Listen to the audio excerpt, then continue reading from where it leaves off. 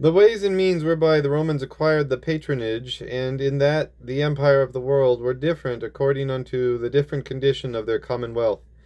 In her rise and in her growth, in her rise she proceeded rather by colonies, in her growth by unequal leagues. Colonies without the bounds of Italy she planted none. Such dispersion of the Roman citizens as to plant him in foreign parts till the contrary interest of the emperors brought in that practice was unlawful. Nor did she ever demolish any city within that compass, or divest it of liberty. But whereas the most of them were commonwealths, stirred up by emulation of her great felicity to war against her, if she overcame any, she confiscated some part of their lands that were the greatest incendiaries or causes of the trouble, upon which she planted colonies of her own people, preserving the lands and liberties for the rest unto the natives or inhabitants. By this way of proceeding, that I may be brief as is possible, she did many and great things. For in confirming her of liberty, she propagated her empire, and holding the inhabitants from rebellion, she put a curb upon the incursion of enemies. In exonerating herself of the poorer sort, she multiplied her citizens. In rewarding her veterans, she rendered the rest less seditious. And in acquiring unto herself the reverence of the common parent, she from time to time became the mother of newborn cities. In her farther growth, the way of her propagation went more upon leagues, which for the first division were of two kinds, social and provincial. Again, social leagues, or leagues of society, were of two kinds, the first called Latinity, or Latin, the second Italian Rite. The league between the Romans and the Latins, or Latin Rite, approached nearest unto Ius Quiritium, the right of the native Roman. The man or the city that was honored with this right was civitate donatus cum suffragio, adopted a citizen of Rome with the right of having suffrage with the people in some cases, as those of confirmation of law or determination in judicature, if both the consuls were agreed, not otherwise. Wherefore, that coming to little, the greatest and most peculiar part of this privilege was that who had borne magistracy, at least that of the aedile or quaestor, in any Latin city, as by consequence of the same, a citizen of Rome at all points. Italian right was also donation of the city, but without suffrage. They who were in either of these leagues were governed by their own lands and magistrates, having all the rights as to liberty of citizens of Rome, yielding and paying to the commonwealth as head of the league, and having the conduct of all affairs appertaining to the common cause, such aid of men and moneys as were particularly agreed upon the merit of the cause, and specified in their respective leagues, whence such leagues came to be called equal or unequal accordingly. Provincial leagues were of different extensions, according unto the merit and capacity of a conquered people, but in one kind, for every province was governed by Roman magistrates, as a praetor of a council according to the dignity of the province, for the civil administration and conduct of the provincial army, with a quaestor, for the gathering of the public revenue, from which magistrates a province might appeal unto Rome. For the better understanding of these particulars, I shall exemplify in as many of them as is needful. And first, in Macedon. The Macedonians were thrice conquered by the Romans, first under the conduct of T. Quintus Flaminius, secondly under that of L. Aemilius Paulus, and thirdly under that of Q. Caecilius Metellus, thence called Macedonicus. For the first time, Pax Petenti Philippo data Graeciae libertas. Philip of Macedon, who possessed of Acrocorinthus, boasted no less than was true, that he had Greece in fetters, being overcome by Flaminius, but had his kingdom restored unto him upon condition that he should forthwith set all the cities which he held in Greece and in Asia at liberty, and that he should not make war out of Macedon, but by leave of the Senate of Rome, which Philip, having no other way to save anything, agreed should be done accordingly. The Grecians, being at this time assembled at the Isthmian games, where the concourse was mighty great, a crier appointed unto the office by Flaminius was heard among them proclaiming all Greece to be free, to which the people, being amazed at so hopeless a thing, gave little credit, till they received such testimony of the truth as put it past all doubt.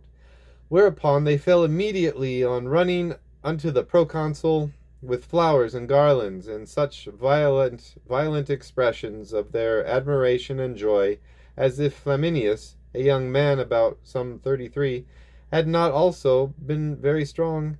He must have died of no other death than their kindness. While every one striving to touch his hand, they bore him up and down the field with an unruly throng, full of such ejaculations as these: How is there a people in the world that at their own charge, at their own peril, will fight for the liberty of another? Did they live at the next door unto this fire? Or what kind of men are these, whose business it is to pass seas, that the world may be governed with righteousness? The cities of Greece and of Asia shake off their iron fetters at the voice of a crier. Was it madness to imagine such a thing? And is it done? O virtue, O felicity, O fame! In this example, your lordships have a donation of liberty or of Italian right unto a people by restitution to what they had formerly enjoyed, and some particular men, families, or cities, according unto their merit of the Romans, if not upon like occasions, were gratified with Latinity. But Philip's share by this means did not please him, wherefore the league was broken by his son Perseus, and the Macedonians thereupon for the second time conquered by Aemilius Paulus, their king taken, and they, sometime after the victory, summoned unto the tribunal of the general, where, remembering how little hope they ought to have of pardon, they expected some dreadful sentence. When Aemilius, in the first place, declared the Macedonians to be free, in the full possession of their lands, goods, and laws, with right to elect annual magistrates, yielding and paying unto the people of Rome 1/2 of the tribute which they were accustomed to pay unto their own kings.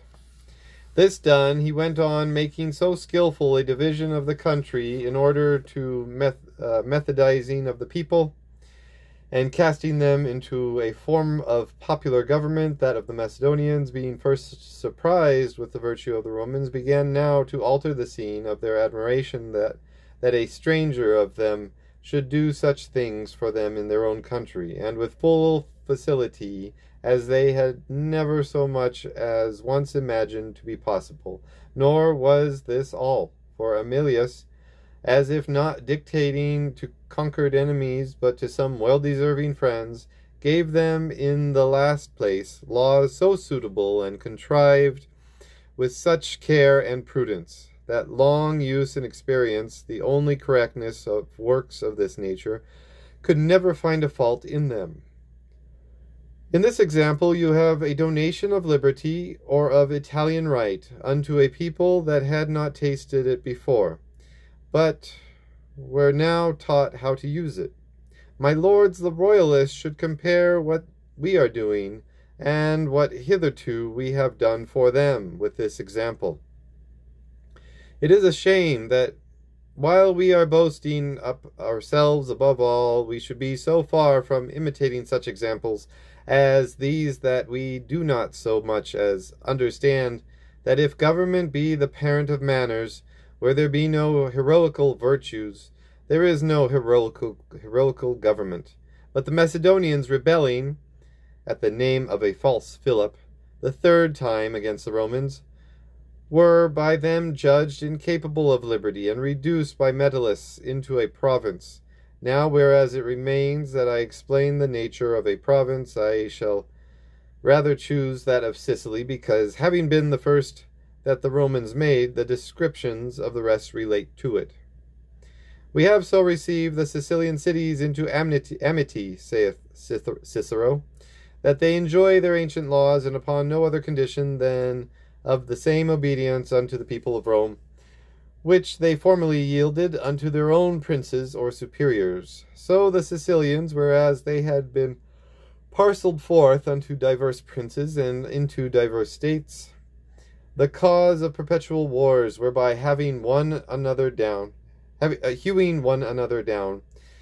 they became sacrifices unto the ambition of their neighbors or of some invader, were now received at the old rate unto a new protection, which could hold them, and in which no enemy durst touch them. Nor was it possible, as the case stood with such, for the Sicilians to receive, or for the Romans to give more. A Roman province is defined by Sigonius, a region having provincial right. Provincial right, in general, was to be governed by the Roman praetor, or consul, in matter at least of state and of the militia, and by a quaestor, whose office it was to receive the public's revenue. Provincial right, in particular, was different, according unto the different leagues or agreements between the commonwealth and the people reduced unto a province.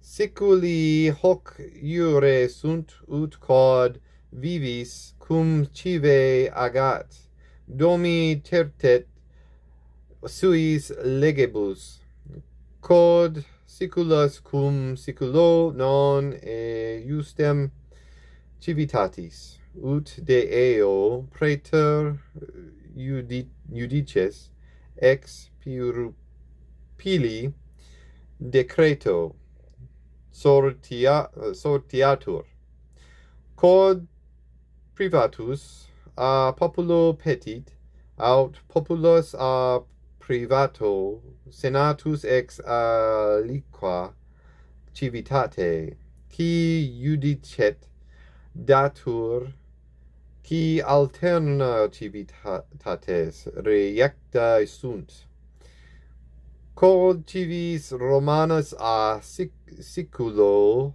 petit, siculus judex datur, quod siculus a cive Romano, civis Romanus datur,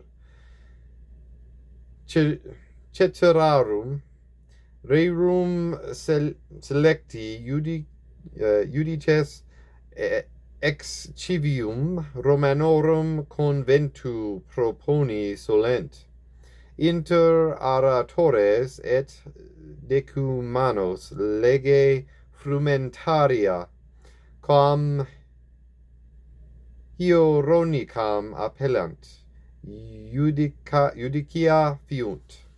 Because the rest would oblige me into a discourse too large for this place, it shall suffice that I have shown you how it was in Sicily. My lords, upon the fabric of your provincial orb I shall not hold you, because it is sufficiently described in the order, and I cannot believe that you think it inferior to the way of a praetor and a quaestor. But whereas the provincial way of the Roman commonwealths were that whereby she held the empire of the world, and your orbs are intended to be capable at the least of the like use, there may arise many controversies, as whether such a course be lawful, whether it be feasible, and seeing that the Romans ruined upon that point, whether it would not be upon the destruction of the commonwealth. For the first, if the empire of a